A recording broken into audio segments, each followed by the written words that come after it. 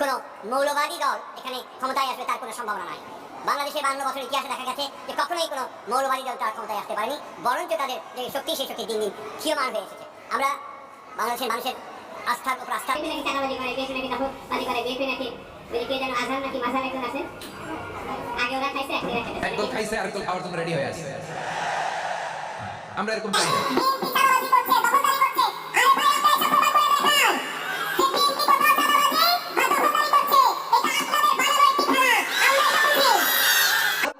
নানান জায়গা থেকে কিন্তু বিএনপি নেতাকর্মীদের বিরুদ্ধে প্রচুর কমপ্লেইন আসছে। আমার কাছে সকাল বিকাল কমপ্লেইন আসছে। বিএনপি নেতাকর্মীদেরকে মাঠ পর্যায়ে কন্ট্রোল করা যাচ্ছে না। চাঁদাবাজির সঙ্গে যুক্ত, জমি দখলের সঙ্গে যুক্ত, টেন্ডারবাজির সঙ্গে যুক্ত। আমার এলাকাতে পথধারী নেতারা কেউ মাটি ভরাট করে, নদীর উপরে জমি দখল করে, আরেক উপজেলায় পথধারী নেতারা মামলা বাণিজ্য করে। তো কন্ট্রোল করা তো যাচ্ছে না। কেন্দ্রের খবর পাঠানো হয়েছে, কেন্দ্র কোনো অ্যাকশন নেয় নাই। এই মাদ্রাসা মাটির প্রয়োজন। আজকে আমরা অনেকদিন ধরে মাটির প্রয়োজন। আমি আমার সামনে মাহফিল আসতেছে, মাটি পালাবো।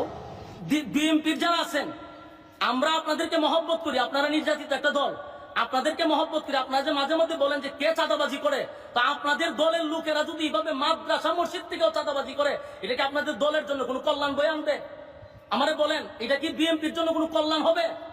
মাদ্রাসা মসজিদ তো মানুষ মানার কথা। আমার মাদ্রাসাটা আমি যুদ্ধ করে মাদ্রাসা করছি, আজকে আমার মাদ্রাসা মাটি ফেলাবো? এখানকার চেয়ারম্যানে তার গুন্ডা বাহিনী দিয়ে আমার মাদ্রাসা মাটি আটকে দিব কেন? আমি বারবার অনুরোধ করছি আমার মাদ্রাসা এটা ছেড়ে দেন।